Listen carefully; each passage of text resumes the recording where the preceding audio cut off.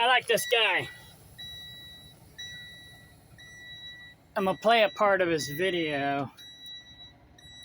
I'll probably get a copyright strike, but I don't know. We'll see. But this guy, I think he genuinely cares about people. I think he's a freedom fighter. I think he's awake. I think he's compassionate. He's not trying to bullshit anybody. He's actually trying to help people. What is this? 5366.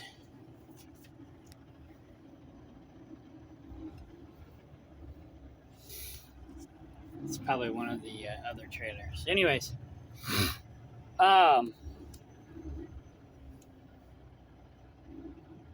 yeah, I watched his previous video about making a buttload of mistakes. Let's see.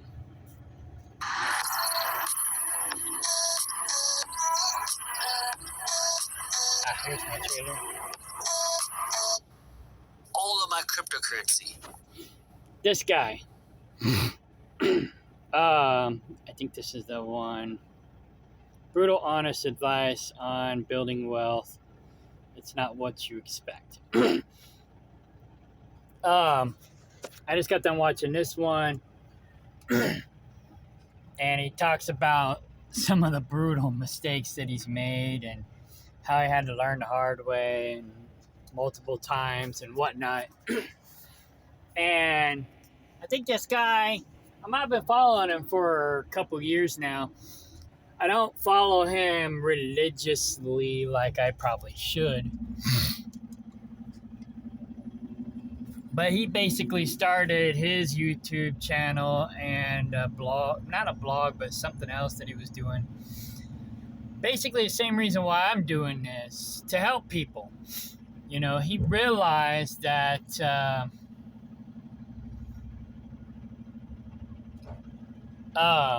the system is designed to keep us broke and in the dark. There's no real financial education out there. And so he's trying to financially educate people the right way.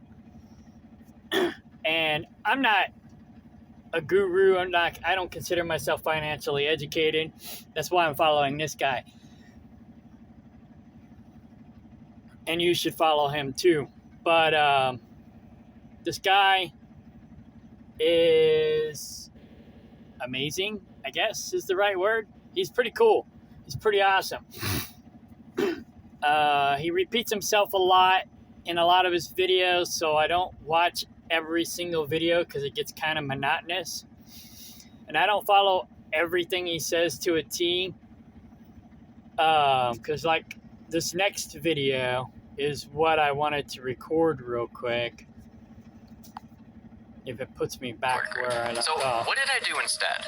I followed a set of mechanics you can own. There's no limit to how much these assets can pay you, but there's a limit to how much you can do.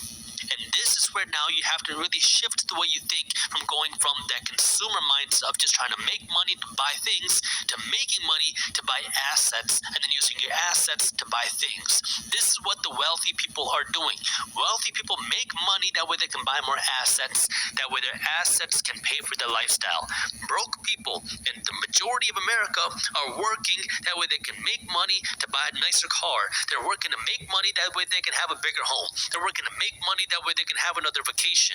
But you're never going to be able to build wealth if you're constantly making money just to spend it. If you want to become wealthy, you have to make money to buy assets and then use these assets to actually make you money. That way you can make this money without you having to physically go to work. That way you can keep getting paid no matter what you're doing. That way next time you go on a vacation, your assets continue to pay you.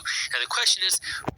So basically what he's saying is you work a job, you try to earn as much money as you possibly can to invest. And then you take that money that you make off of your investments and you live on that. So first, you know, you try to live as broke as possible, like Dave Ramsey talks about, basically. I know you've heard of him. Everybody's heard of him. This guy basically did what Dave Ramsey said to do on crack. I mean, he walked around with holes in his socks and holes in his shoes and a beat up car. He says his employees drove better vehicles than he did. The bumper fell off of his car. He still kept driving it. He just, basically was driving like a $200, $300, $400, $500 car. And he just lived as broke and cheap as possible so he can invest as much as he could. And he worked as hard as he could to make as much as he could so he can invest as much as he could to make more money. So later, he could take those vacations and have the fancy car and have the fancy stuff and not have to work for it. So you work to invest and then use your money from your investments to live on. And so your lifestyle should be based on the money you make from your investments. Where like right now, my money that I make from my investment is only $100 a month. I can't really live on that. So I'm living on my paycheck, living as broke as possible while investing as much as possible so that I can replace my income and then improve on that with the investments. So I want to double my income with my investment stocks and real estate investments and other investments. So I'm working as hard as I possibly can, 14 hours a day, 6 days a week, to make as much as I possibly can, to pay down my debt and invest as much money as I possibly can so I don't have to keep doing this the rest of my life. My goal is to hopefully retire in 5 to 10 years. That's my goal. But anyways, here we go. Which assets do you buy? And I'm going to be going over 5 in this video. Let me start by talking about number 1, which is the stock market and stock market assets. See, when most people think about investing the money in the stock market, they're thinking, how can I find the next Amazon? But that's not the only way that you can make money in the That's basically gambling. I'm going to put a link to this video in the description, but you can also search it in the search still, or just go to his website or go to his YouTube channel. But anyways, basically, he's going to talk about different ways to invest your money, to make money on your money. And he mostly talks about investing in REITs, index funds, ETFs. One thing that I do that he says not really to do is to invest in individual stocks, because then you have to micromanage those stocks. Well, I don't really micromanage mine. Basically, I look at the dividend yield. If it pays 55%, I throw in $55. If it's an ETF, I try to throw in $550. I put a 0 on it. If it pays 10%, I throw in $10. If it's an ETF, I throw in $100 if I can afford to. Because the ETFs are the better investments because you have someone else who manages it for you so you don't have to manage it. And they're making sure that that ETF has the best of the best of the best stocks. So they're managing it for you. You have to babysit it less. Boom. Throw in more money. And then throw in less money in the individual stocks. So if it pays, like I say, 2%, I only throw in $2. If it's an ETF, I'll throw in 20. So that's how I do it. I want to buy a little bit of everything. I'm buying everything.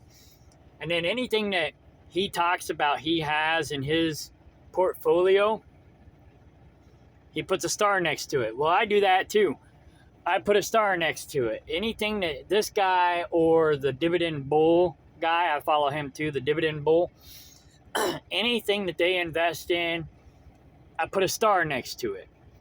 If they both invest in it, I put 2 stars next to it. And in that way, I know it's a really good one. Those ones, if they're not ETFs, I'll treat them like ETFs, and I'll put more money into them. But anyways, here we go. Stock market. And in fact, that's how most people end up losing money. Going to be able to build wealth if you're constantly making money just to spend it. If you want to become wealthy, you have to make money to buy assets and then use these assets to actually make you money. That way you can make this money without you having to physically go to work. That way you can keep getting paid no matter what you're doing. That way next time you go on a vacation, your assets continue to pay you. Now the question is, which assets do you buy? And I'm going to be going over 5 in this video. Let me start by talking about number 1, which is the stock market and stock market assets. See, when most people think about investing the money in the stock market, they're thinking, how can I find the next Amazon? But that's not the only way that you can make money in the stock market. And in fact, that's how most people end up losing money in the stock market, is because they're trying to find the next hot stock without a long-term game plan, and they're just trying to find the next way to make money quickly. And that's why the majority of people end up losing money in the stock market, even though the stock market has gone up historically over the last century, even though we've had periods of market crashes, we've had periods of recessions pretty much every decade. But yet, most people want to continue trying to find the next hot trend, the next hot stock, the next hot meme stock, instead of actually trying to find the next real investment. And I'm going to break this down into 3 different categories. Number 1, we're talking about the different things that you can invest your money in the stock market. These are things like stocks, index funds, mutual funds, and ETFs. Then I'm going to go into investing in cash flow producing stocks versus non-cash flow producing stocks. And then I'm going to go over what is your stock market investing strategy, whether it's a passive strategy or an active strategy. Let's jump into now understanding the difference between stocks, ETFs, mutual funds, and index funds. When you go out and you invest in a company like Amazon.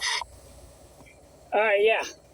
So, I mostly paused it because I'm trying to prevent getting a copyright strike. Yeah,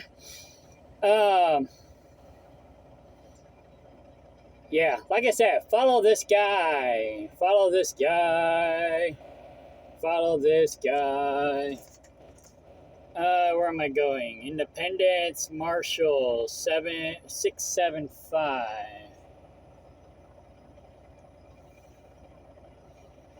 Turn at the first right. And then I'm going to TJ Maxx in Liberty, Missouri. Kansas City, Liberty.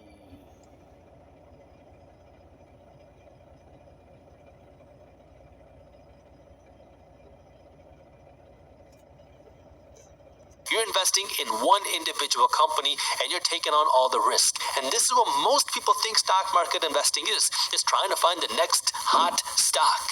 But that's what I used to think it was. I had no idea about dividends. I mean, I started following this guy a couple years ago, but it was all gobbledygook to me. I didn't really understand what he was talking about or anything. I just was like, okay, cool, you know, whatever, blah, blah, blah. But now I get it. You know, when I first got the first dividend, I was like, what the heck is this? You know? So I had to call my Edward Jones broker to find out what the heck it was. I wasn't really following this guy that much at the time, but I remember I was following him. I just don't think I was really following him as much as I am now, or as much as I should have been, or I'd have been a lot more knowledgeable. But yeah, once I started getting dividends, I was like, whoa, hey, cool. What the heck? All right, here we go. For 90 to 95, maybe even 98% of people, you should not be investing in individual companies, because when you invest in an individual company, you need to be keeping up with the company. You need to be keeping up with the earnings calls. You need to be keeping up with the finances of a company. You need to be keeping up with what the company is doing on the innovation side. You need to be keeping up with the moat of the company. How easy is it for competitors to come in to compete with this company? And if you're not interested or not willing to or don't have the time to do so, you probably shouldn't be investing in individual companies, because then when you see a company that you invest in go down and you don't understand what's going on, it can be much easier for you to panic and sell, or it can be much easier for you to go in and buy because you keep hearing the stock go up. And this is where now understanding That's another reason why I only do dividend stocks, so I don't have to worry about babysitting it. Yeah.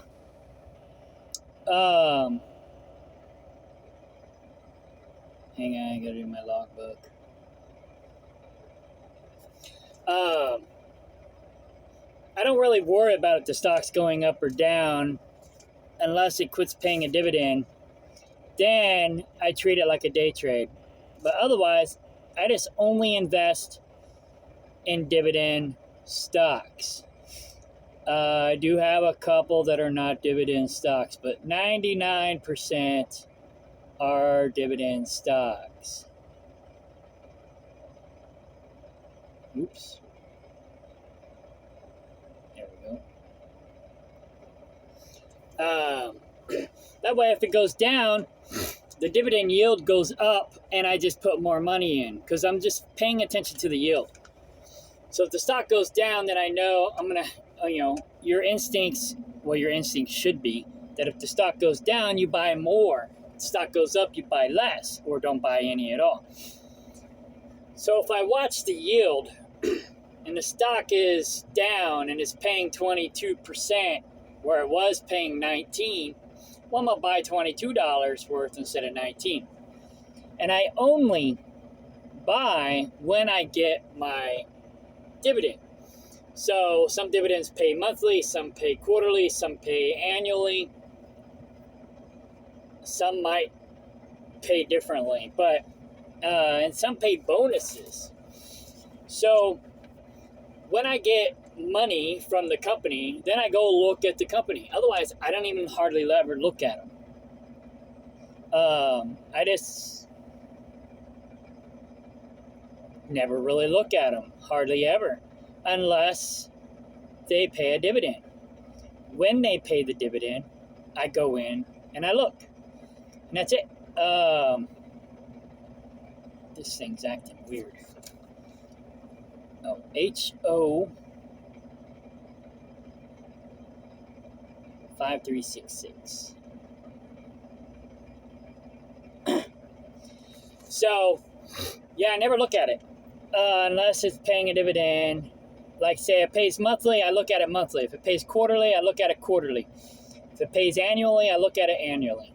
And now what I do is I go in, I look at the percentage of the yield. If it pays 13%, I throw in $13. If it's an ETF, well, I throw a 0 on it. The only ones that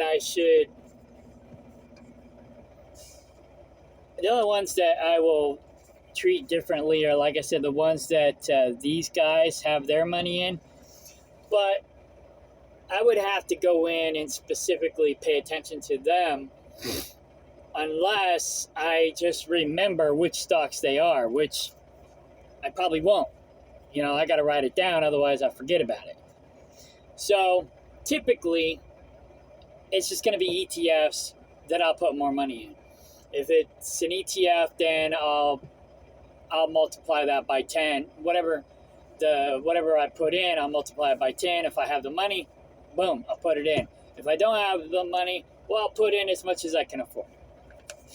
And call it good. So like this week, KLIP, the dividend yield was 56%.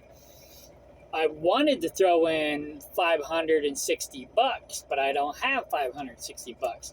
I just had 209. So I threw in 209. But if it was not an ETF, then I would have just put in $56 and called it good. But ETFs are generally going to be safer investments. Generally. You are interested in actually doing all that work and taking on that risk, because the reality is when things are good, you get all the benefit. If Amazon takes over the world and you own the Amazon stock, hey, you're going to make a lot of money because the Amazon stock is going to go up. But if the CEO of Amazon drives the company into the ground and they go bankrupt, you lose all of your money, because now your money goes on to zero. And that risk can be a really hard pill to swallow for people, especially when things are going down, but it's very easy to understand when things are going up. But the alternative is, instead of investing in an individual company, you can look at investing in a fund. What are these funds? Well, you have index funds, ETFs, and mutual funds. The way the index funds work is these are what are considered passively managed funds, meaning they give you exposure to a certain group of stocks, which is managed by a computer, which means that the fees that you pay on these funds are significantly lower than when they're managed by, say, a person. So there are index funds that give you exposure. Yeah, index funds and ETFs are probably the best way to go. Mutual funds, you basically have to go through a broker like Edward Jones in order to invest in those. I have a mutual fund, but it doesn't really pay a whole lot. My IRA pays more than my mutual fund does. I only created a mutual fund to help me fund my IRA. And now I'm kind of second guessing that. But once I have enough money in there, I can roll it over into a better mutual fund that pays a better dividend. So I'm holding out and see what happens. But a mutual fund is kind of like an ETF. It's managed by someone else, so you don't have to babysit it. So it's not going to pay as much because you got to pay those other people to manage the stock for you, so you don't have to. So, you know, you got to choose your battles. Do you want to do more work and make more money, or potentially make more money? Or do you want to do less work, make less money, but have more security in the money that you're going to make? I got to go check my tires real quick.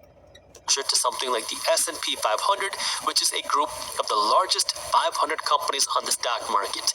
And if one of the companies in this fund starts to... Anyone with $10,000 or more in credit card debt or personal loans may qualify for help from National Debt Relief. Getting started is easy, and the process has already helped over 500,000 people and counting. I called immediately. Congratulations. You qualify to be a part of the National Debt Relief Program. I cried. I'm debt-free. Wow, I can't thank National Debt Relief enough. Find out if you're eligible today. Click the link on this video and answer a few short questions. Be sure to apply before next Friday. Go ahead and click that link. You'll be glad you did.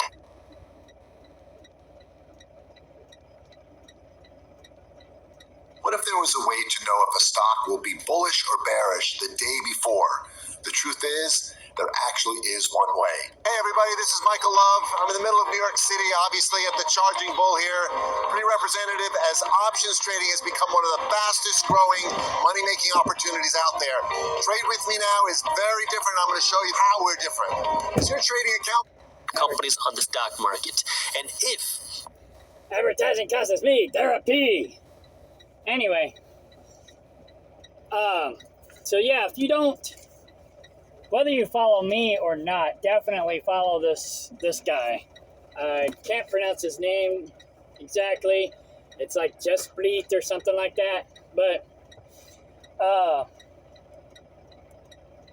definitely follow this guy. I don't care what anybody else says. This guy is going to shoot you right. He's going to shoot you straight. He's not going to give you full of bullshit like some of these advertisements. Oh, want to make millions of dollars in 2 weeks or 2 months or 2 years. You know, it's like, well, 2 years might be more logical.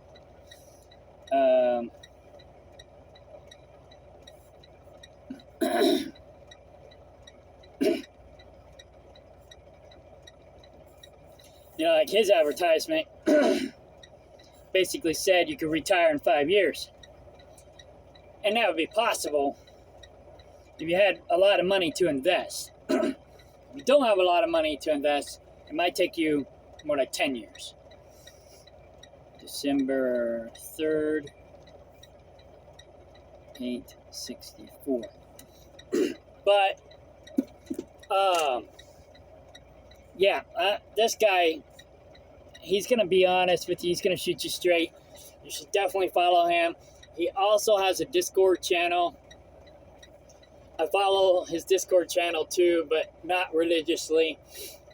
Not as much as maybe I should, but I'm a busy guy. I can't follow everything that everybody says. But this guy is one of the guys that you should probably follow most, if not everything he says. one of the companies in this fund starts to struggle and they're no longer which means that the fees that you pay on these funds are significantly lower than when they're managed by, say, a person. So there are index funds that give you exposure to something like the S&P 500, which is a group of the largest 500 companies on the stock market.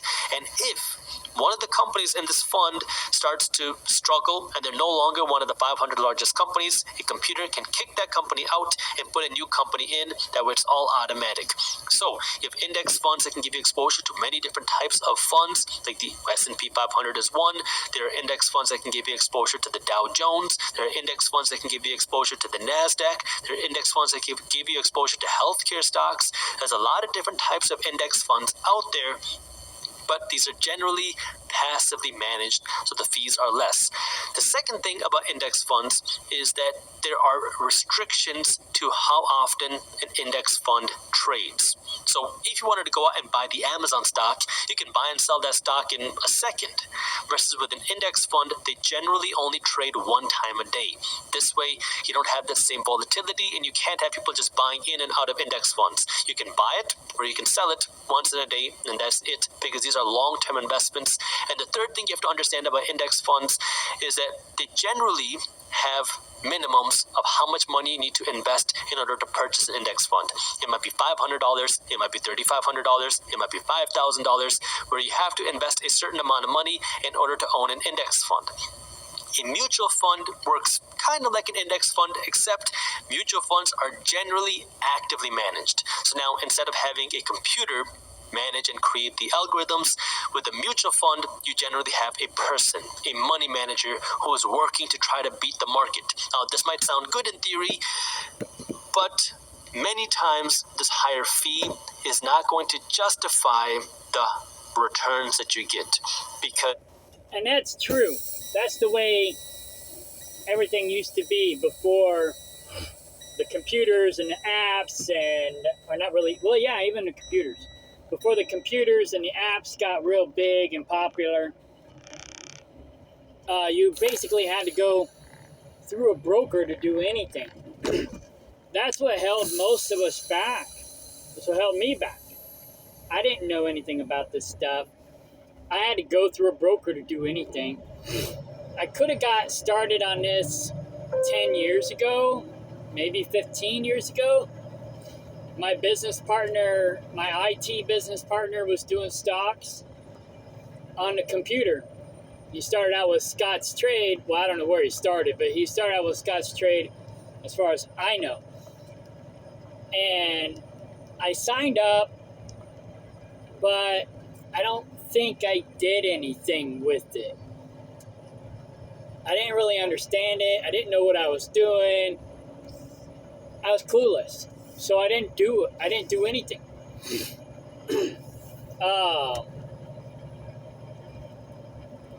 Then later, Ameritrade bought out Scott's Trade. So I signed up for them, but I still don't think I actually used them. Turn at the first right. And then, I think I put some money in there, but I didn't actually buy anything because it was so complicated I couldn't figure it out. And then Schwab ended up buying Ameritrade, and so now I have Schwab. But I still don't use them either. Well, I do, but Robinhood makes it a whole lot easier, so I use them, mostly. But I didn't even really get started there. I got started with Cash App, and it was by accident, because I was using Cash App like PayPal. I noticed that they had Bitcoin, but I didn't pay it much attention. Till my brother was like, "Oh, I just lost $700 in Bitcoin." So I was like, "Whoa, now it's time to invest." And then I discovered they had stocks too. So I started buying $1 here, $1 there, $1 there. Every stock, I was just buying $1 worth. And then I got a dividend from one of them, and I was like, "What the fork is this?" And so I called my Edward Jones broker to find out what it was, and that's when I started learning about dividends. I didn't even know they existed, so I learned by mistake. So, yeah, hang on. Be right back. I'm gonna let you record some more. Listen to more. Is what we've seen happen over the last decade. Moody's did a study, and they found that about 75% of the time, a high-paid money manager managing the mutual fund did not outperform the market. Meaning, if you just bought a low-cost fund, you would have gotten a better return after factoring the fees. So, is a mutual fund never worth it? No. Just understand that the higher fees are going to make it less attractive, so you want to pay attention to the fees. Mutual funds also trade generally one time a day, and they also generally have a restriction on how much money you need in order to go out and buy a mutual fund. Then you have ETFs, which are kind of a hybrid between index funds, mutual funds, and stocks, because ETFs can be either passively managed or actively managed, just depending on whatever the ETF is. But the big difference between ETFs and index funds and mutual funds is that ETFs trade just like stocks, meaning you can buy in and out of an ETF as many times in a day as you want because they trade just like stocks. So if you want to buy an ETF in the morning and sell it in the afternoon, you can do that. And generally, ETFs don't have minimums of how much money you need to invest if you want to actually own an ETF. So what is the right thing for you? Well, this just depends on what your goals are and what you like. Me personally, and I can't tell you what to do, you got to always do your own due diligence and never blindly trust a random guy on YouTube. Don't do what I do. I'm just telling you what I do. I personally like ETFs because they're the most convenient and they're easy for me to purchase and they're easy for me to sell, and I like that convenience factor with ETFs. So for me, And they make good money, honey. So I was out of the trucks. I didn't hear him. 90% of that. But whatever he said is probably true. Yeah, basically.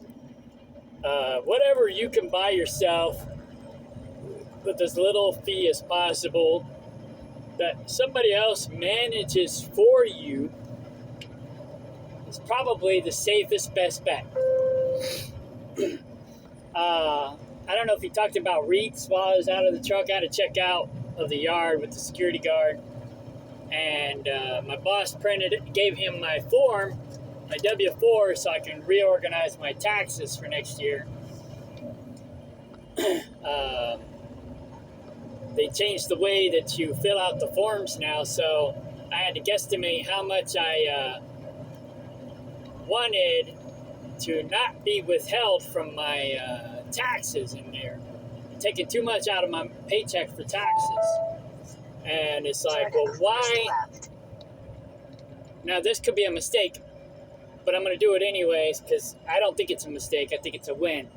But why am I going to give the government $500 a week, $400 or $500 a week out of my paycheck, a third of my paycheck, when I can invest that money myself in the dividend stocks and my farm and whatnot? Then after I do my taxes at the end of the year and do all my deductions, then I can give them what's left. You know, what they think I owe them. I don't owe jack crap, but they think I owe them money. They don't really do 90% of what they say they do. They just waste most of it. But anyways, that's not the point. So the point is, I'm going to change my, I'm going to try to figure out how to do this right.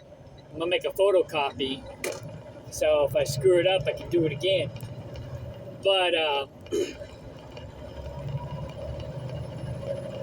see if I can get ahead of this traffic. The lights just changed.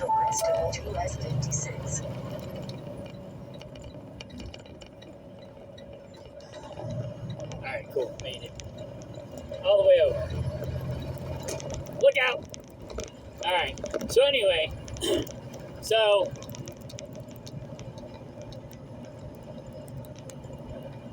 I have to move the screen around, otherwise it'll time out on me. So,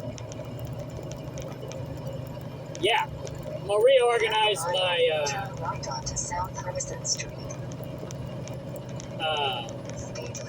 W-4, so to speak, so they take less taxes out. I'll still pay like maybe $50 or $100 a week, so I won't have to pay as much at the end of the year. But I'm going to try to make sure that I keep not most of my paycheck, 95% of my paycheck, so I have more money to invest. Because Turn right onto South Harrison Street. KLIP and BITO pay a high yield, and they say be careful of stocks like that. But if they were foolproof, and if I only invested in those, and I invested my whole paycheck into those two stocks, I could retire in 2 years, basically. I can't afford to do that. And I'm not going to do that just because you don't want to put all your eggs in one basket. I'm putting a lot of eggs in those baskets right now because they pay a higher yield than the interest rate on my credit card. So instead of paying the government $500 a week, I'm going to take that $500 a week, invest it in stocks, pay down my debt, and then I'll give the government what's left at the end of the year. But I'll have a year to get caught up on my expenses and get in some investments, making me some more money, so I can just pay the government later. It's kind of like an interest-free loan. And even if they do charge me interest, which is going to be after another year, they wait like a year or two and then they charge you interest. It's only 10%. So if I make 50% or 25% on that money and then later have to pay 10% to the government, no big deal. I made 25, 50% on that money. So 10% is no big deal, right? So, yeah. So, but it's like an interest-free loan because, it's not a loan. It's my own damn money, but the government thinks it's theirs. So in a way, it's like an interest-free loan. I like ETFs, but this is where now you have to understand what is your goal when you invest your money. Because for me, I like cash flow. Cash flow means that when you put your money into this thing, yeah, you want this thing to go up in value, but it's also paying you while you wait. And in the stock market, yeah, and the stock market goes up and down. So if the stock market goes down, but you're making $40 a month, and your stock market's down, say $100, well, you're making $40 a month. After 3 months, it doesn't matter if you're down $100 because you're up $20, right? After 3 months, and then the next month, now you're up. You're making $40 a month. The next month you're up $60, even though the stock market's down $100. Now you're up 60, and then next month you make another 40. Well, now you're up $100, even though the stock market says you're down $100. So, and then if the stock goes back up, well, boom, now you're not down $100. You're not up $100. You're up $200. So, yeah. And if the stock market goes up to where you have cash value in the stock, well, now you're up even more. But that's what I like about the dividends. If you made more off the dividends than you lost in cash value, who cares? Who cares if the stock is down?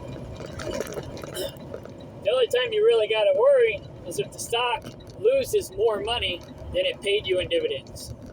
That's it. So, I love dividend stocks. It's the only way to fly. Now, if you want to do a side hustle after you're making money, that's what you do. I got side hustles, and I'll probably always have side hustles. But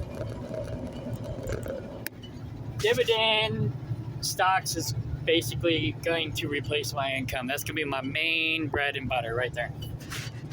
this payment is called a dividend. A dividend is when a stock pays you money for doing nothing except owning the stock.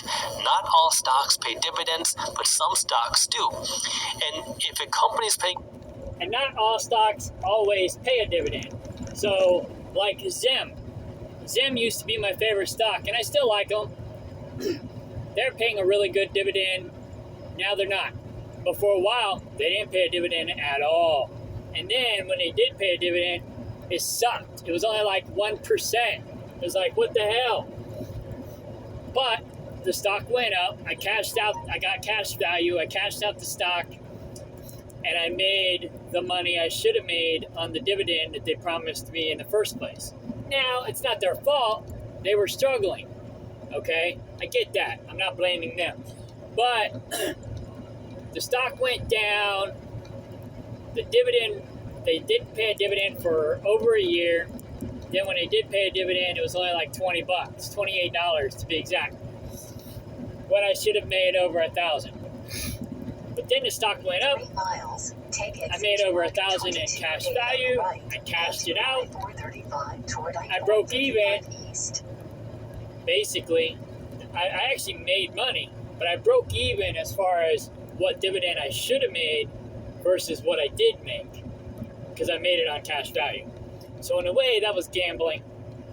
Now the stock is paying more like 5% dividend, and later it'll pay better, and I'll invest in it again in the future. But right now, I've got that stock on hold because I'm focusing on stocks that have a higher yield than the interest rate on my credit cards. Once I get the credit cards paid off, then I'll be focusing on dividend stocks that have a higher yield than the interest rate on my pickup truck. Once my pickup truck is paid off, then I'll focus on dividend stocks that have a higher yield than, say, my mortgage. The interest rate is on my mortgage. Once I get the mortgage paid off and I'm debt-free, then I'll invest in everything. So, there you go. Got a dividend, this means a few things that you want to understand. Because number one, it means that a company is making a healthy profit. And now, if a company has this profit, they can do 3 things with this extra cash. They can save this money for an emergency or a rainy day. They can invest this money back into the company to invest and open more stores, to invest in research and development, and to help grow the company. And the third thing that they can do if they don't want to invest this money back into the company, or if they don't want to save this money, is they can give this money away to their shareholders, meaning the owners of the company. Meaning you and me. So, the stocks that pay the least amount of dividends are basically doing the first 2 things that he talked about.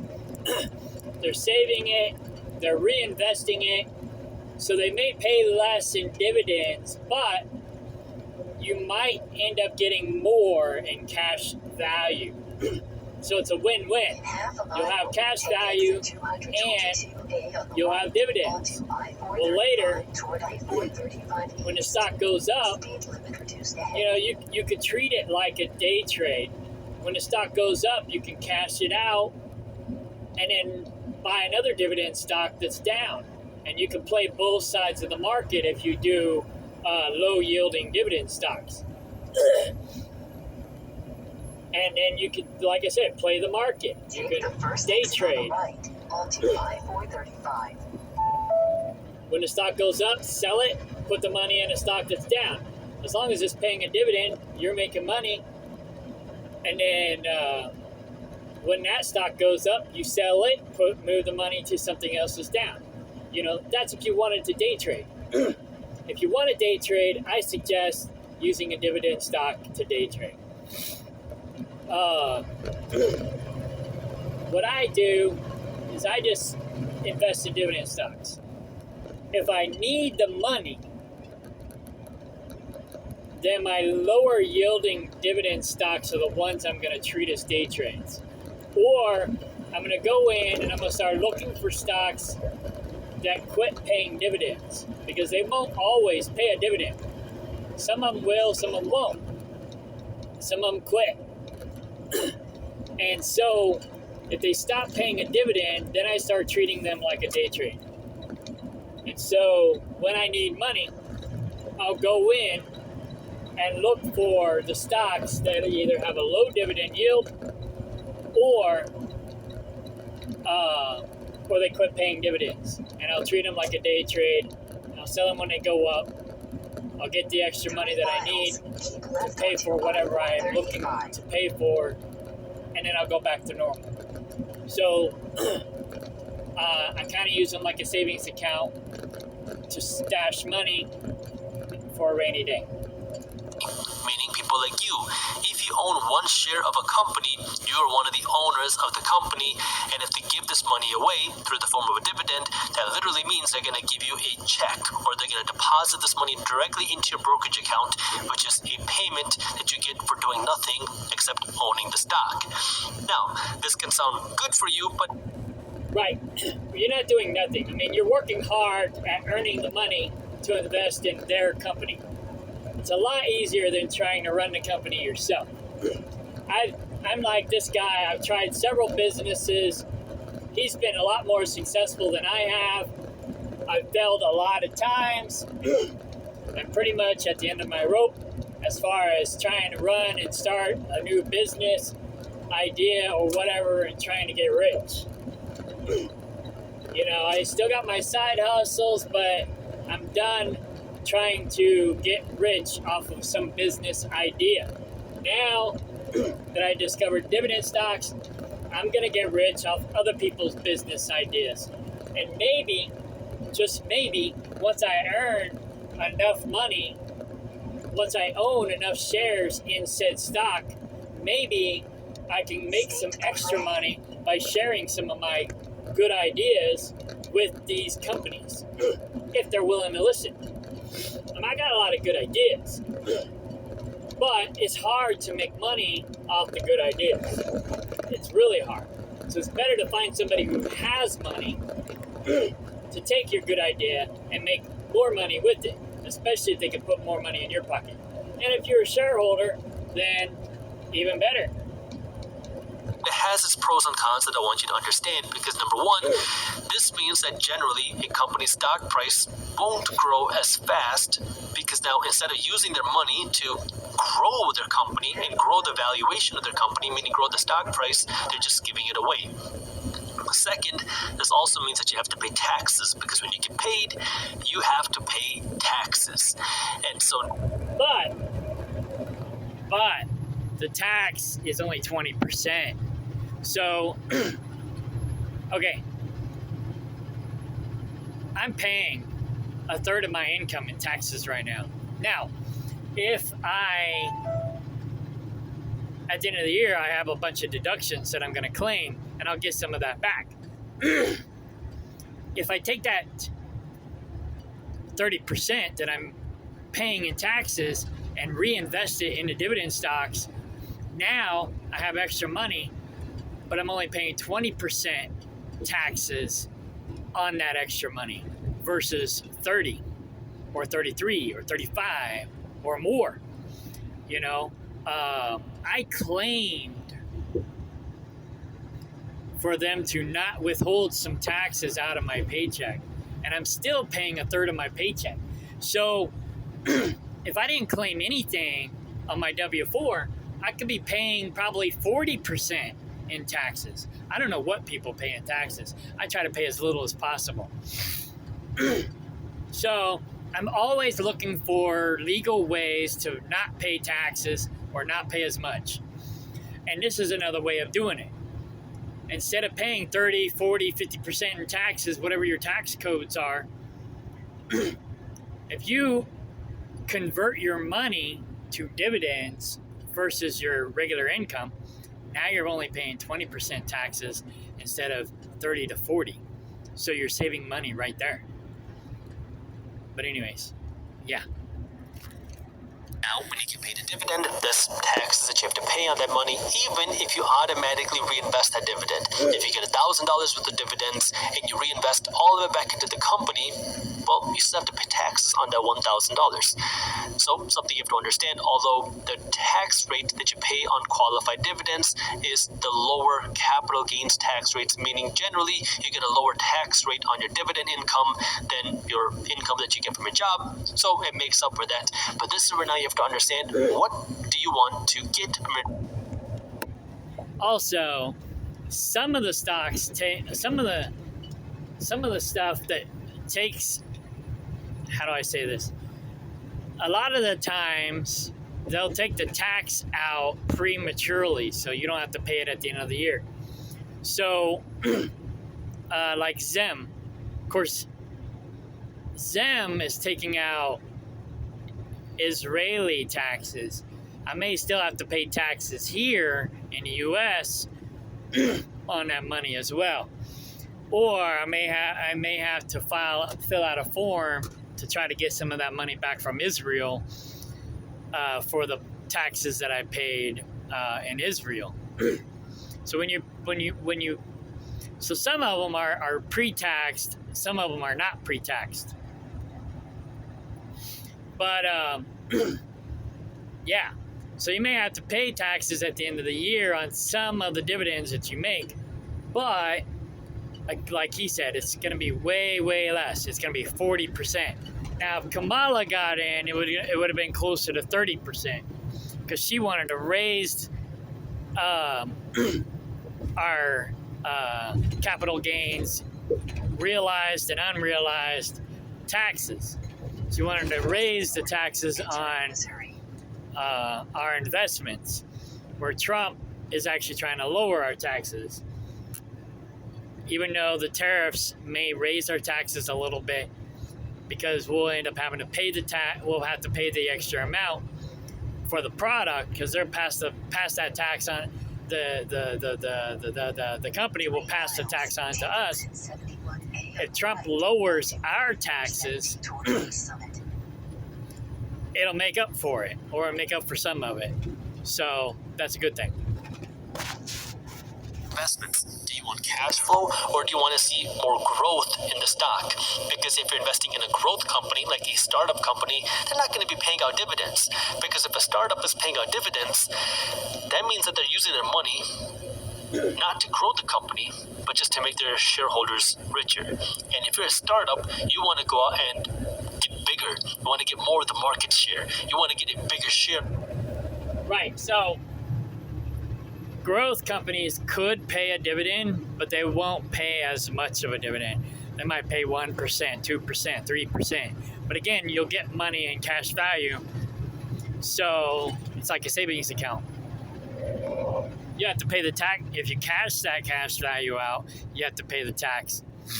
But as long as you let it stay in there and you just collect the dividend, you're only collecting the dividend on the 1% or the 2% instead of the cash value until you cash out. But you can always do like Elon Musk does and get a loan against your equity in the company, and then now you write off that money instead, that loss against the money that you might have made with the dividend stocks or the other stocks, whatever. I'm not sure how Musk does it, but that's what he does. He basically just pays himself in stocks and then borrows money against the stocks.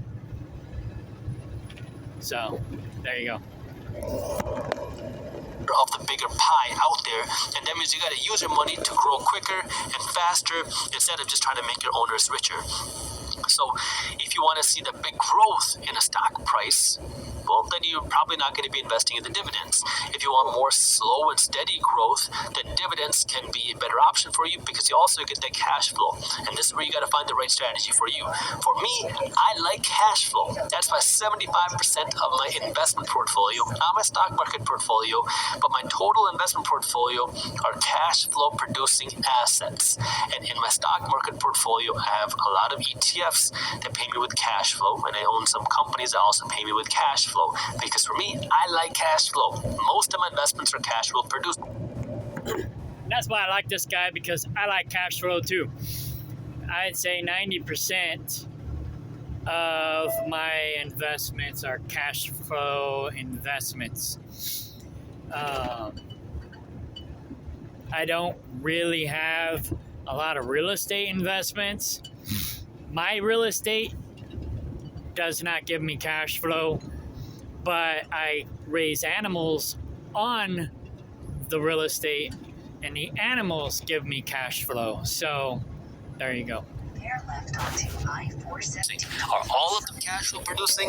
No, but most of them are, because I like that cash flow, because the advantage of this cash flow is you can go out and buy this thing and it will continue to pay you even when you're going out and sleeping, or you're going out on vacation and you're going out and traveling. You're continuing to get the cash flow. For me, I want to have a system where my cash flow is funding my life. That way now I don't have to worry about my money because I own assets that are paying me. Right, so you got assets that are paying you cash flow, so you got to worry about putting food on the table, keeping the utilities on, and putting a roof over your head. All your basics are covered. You know, like I said, right now I'm only making $100 a month, but you know, that's $100 less per month that I got to worry about making. And once I get a zero on that number, that'll be $1,000 a month less that I don't have to worry about making. If I had $1,000 a month coming in, that would basically cover all my mortgages. So I wouldn't have to worry about paying my mortgage every month. I just have to worry about paying the utilities, feeding the animals, feeding myself, and you know, the other basics. You know, my mortgage would be paid every month. So I think if I got my dividends and my cash flow up to $2,000 a month, I'd be okay. I could survive on $2,000 a month. I'd have to probably make $4,000 a month to actually really to keep my lifestyle. But yeah, right now I'm making $6,000 a month, and I'm using that money to, one, get out of debt, and two, improve my lifestyle, improve my passive income so that I can improve my lifestyle. But anyways, I'm gonna stop the video here so that I don't get a copyright infringement. Follow this guy, the Minority Mindset guy. He is probably the best guy to follow on YouTube when it comes to stocks and financial education, basically. That's what he's all about, is financial education. He's trying to educate us. You may not do everything he says to do exactly the way he says to do it. I don't. But he's going to point you in the right direction. And then you take his wisdom and apply it to your life where you think it's necessary to help you grow. And basically you take his information and tweak it to fit your life. And yeah, that's basically it. I think he's got the best information out there for you to take, tweak, and apply. That's basically what I was trying to get at. Take, tweak, and apply. That's probably what I'll name the video. Minority Mindset Guy. Or Minority Mindset Advice. Take, tweak, and apply. That's what I might put in here. Then I'll hashtag Minority Mindset. But anyways, yeah, this guy is awesome. Check him out.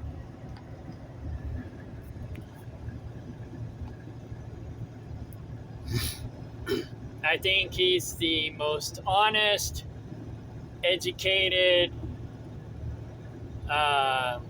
real estate and stock investor, advertiser, educator out there. But anyways, yeah. All right. Hope this helps. All right, bye.